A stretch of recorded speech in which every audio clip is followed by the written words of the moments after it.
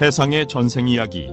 이 이야기는 부처님이 기원정사에 계실 때 제받알다가 그 500의 가족들을 거느리고 지옥에 떨어진 일에 대해 말씀하신 것이다. 두 큰 장로가 그 제자를 데리고 가자 제받알다는 슬픔을 견디지 못해 입으로 뜨거운 피를 토하고 격심한 병에 괴로워하였다. 그리하여 부처님의 덕을 생각하며 나는 9달 동안 부처님에 대해 해로운 일만 생각하고 있었다. 그런데 부처님에게는 내게 대한 악의가 없고 80명의 큰 장로들도 내게 대해 악의를 가지지 않았다. 나는 내가 지은 악업 때문에 이제 완전히 의지할 곳이 없어지고 말았다. 부처님에게 큰 장로들에게도 친족의 어른인 라후라 장로에게도 석가족의 왕가에게도 버림을 받았다.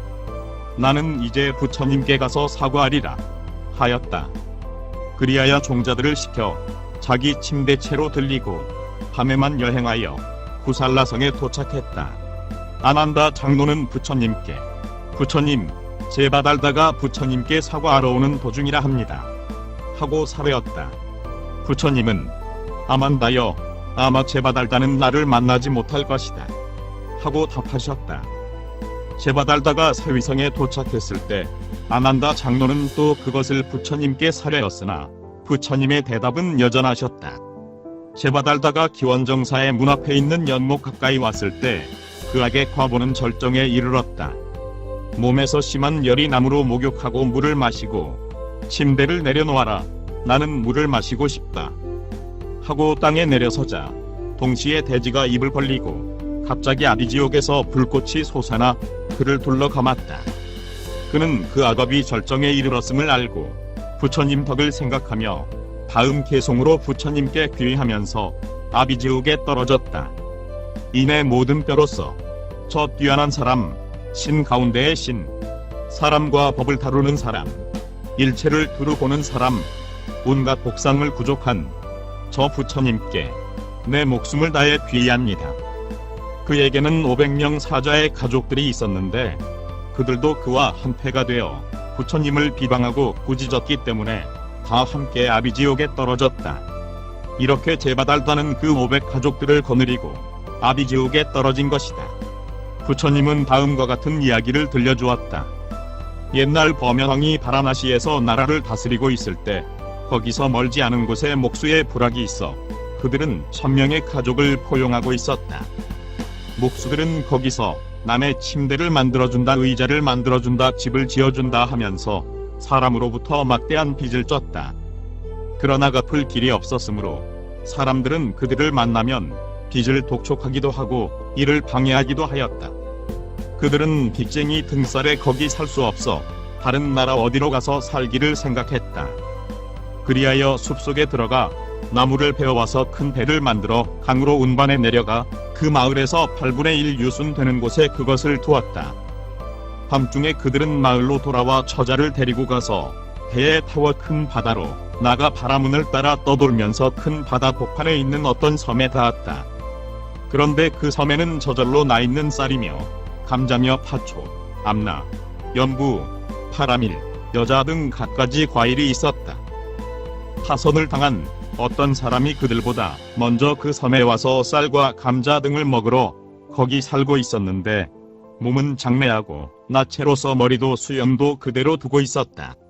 목수들은 만일 나철이 이 섬을 점령해 있으면 우리는 전부 죽고 말 것이다. 한번 탐험해보자 고 생각하였다. 그리하여 건장하고 힘센 사내 7사람이 5가지 무기로 몸을 든든히 하고 배에서 내려 탐험하기 시작했다. 그때 섬에 사는 그 사내는 아침을 먹고 감자즙을 마신 뒤에 편안히 기분 좋은 장소에 있는 음판 같은 모래땅에 시원한 나무 그늘에 반드시 누워 있었다. 그는 연부제에 사는 사람들은 밭을 갈고 씨를 뿌려도 이런 즐거움은 얻을 수 없다. 실로 내게 있어서 이 섬은 연부제보다 낫다 하면서 그 기쁨을 노래로 불렀다. 저 사람들 밥 갈고 씨 뿌리네. 저 인간들 온갖 업의 과보로 살아가네. 이 나라의 즐거움 저들은 몸둘이네. 여기는 내게 있어 연부제보다 낫네. 그때 목수들은 그 노래 소리를 듣고 사람 소리 같은 소리가 들린다. 한번 조사해보자 하고 그 소리를 따라가서 그 사내를 발견했다. 그들은 그를 야차로 생각하고 놀라 화살을 겨누었다. 그 사내도 이 사람들을 보고 죽음을 두려워하여 여러분, 나는 야차가 아닙니다. 인간입니다. 부디 내 목숨만은 살려주십시오. 하고 간청했다. 사람이 어떻게 너처럼 완전한 나체로 있을 수 있는가? 하고 위협하자 그는 갖가지로 간청하여 겨우 인간임을 이해시켰다. 그들은 그 산에 가까이 가서 다정한 말로 그가 어떻게 거기까지 오게 되었는가를 물었다. 그는 그들에게 그 사정을 모두 이야기한 뒤에 이어 말했다. 당신들은 복덕이 있기 때문에 여기 와줬습니다. 이것은 참으로 훌륭한 섬입니다. 여기서는 아무 일을 하지 않고도 살아갈 수 있습니다. 저절로 나 있는 쌀이며 감자 등이 무한히 있습니다. 아무 걱정 말고 여기서 사십시오. 우리가 여기 살아도 아무 위험이 없겠는가? 여기서는 다른 위험이라고는 없습니다. 그런데 이 섬은 신들이 점령하고 있습니다. 그 신들은 당신들이 대소변을 보면 성을 냅니다. 그러므로 대소변을 볼 때에는 모래를 헤치고 거기다 보고 본 뒤에는 모래로 그것을 덮으시오. 그 이외에는 아무 위험이 없습니다. 언제나 그것만 주의하십시오. 그런데 그들 1000명의 가족 중에서 500명 가족에 한 사람씩, 즉 2사람의 우두머리 목수가 있었다. 한 사람은 우자로서 만난 음식을 탐하였고 한 사람은 현자로서 만난 음식에 집착이 없었다. 그 뒤로 그들은 다 거기서 편히 살면서 몸도 살이 쪘다. 그들은 우리는 오랫동안 취해본 일이 없다. 감자즙으로 술을 만들어 먹어보자 고 생각했다. 그리하여 그들은 술을 만들어 그것을 마시고 취한 채 노래도 부르고 춤도 추면서 즐거워했다. 그러다가 취한 김에 여기저기 대소변을 보고는 그것을 덮지 않아온 성을 다 더럽게 만들었다. 신들은 이 녀석들은 즐거운 내 성을 모두 불쾌한 것으로 만들어버렸다. 하고 매우 화를 내어 바닷물을 넘치게 하여 그 섬을 깨끗이 쓸어버리려고 생각하다가 지금은 어두운 밤이다. 우리 모임은 이것으로 끝났다. 지금부터 보름 후 차자일에 달이 뜰 때를 기해 회의를 시켜 이 이자들을 모두 죽여버리자 하고 날을 정해두었다. 그런데 그 신들 가운데 정직한 한 신의 아들이 있었다. 그는 이 사람들을 내가 보는 앞에서 죽일 수는 없다 하고 가엾이 여기는 마음을 일으켰다. 그리하여 그들이 저녁을 먹고 집 앞에서 즐거이 이야기하며 앉아있을 때 일체의 아름다운 장엄으로 몸을 꾸미고 온 섬을 하나의 광명으로 비추며 나타나 북쪽 하공에 서서 여러분, 신들은 다 매우 화를 내고 있다. 여러분은 여기 살아서는 안 된다. 지금부터 반달 뒤에 신들은 회의를 시켜 여러분을 다 죽여버릴 것이다. 여기서 달아나라 하며 다음 계송을 외웠다. 보름반 달이 떠오를 때 바닷물에 큰 힘이 엄습해와서 훌륭한 이 섬을 쓸어가리니 너희들 다른 의지할 곳 찾아 멸망하지 말라. 이렇게 그들에게 충고한 뒤에 그는 자기 주소로 돌아갔다. 그가 떠나자 다른 한 잔인한 신의 아들은 저들이 저 말을 듣고 여기서 달아나려 하나 나는 저들의 가는 것을 방해하여 저들 전부를 죽여버리리라 생각하고 신의 장엄으로 몸을 꾸미고는 온 마을을 한 광명으로 비추면서 남쪽 허공에 서서 사람들에게 물었다.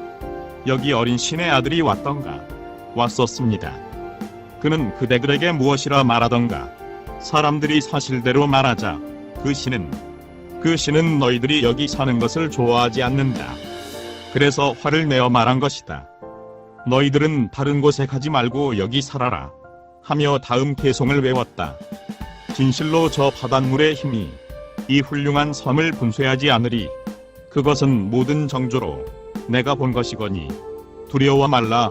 무엇을 걱정하리. 즐거이 살라. 많은 먹을 것 마실 것이 나니 이 훌륭한 이곳에 살라. 너희들의 두려움 나는 보지 못하나니 자자손손들 함께 즐거이 살라. 이렇게 그는 이 계송으로 그들을 위로하며 돌아갔다. 그가 떠난 뒤에 어리석은 목수 우두머리는 정직한 신의 그 말은 믿지 않고 말했다. 여러분 내 말을 들으라. 남쪽에서 나타난 그 신의 아누나다는 말 거기에 진리 있다.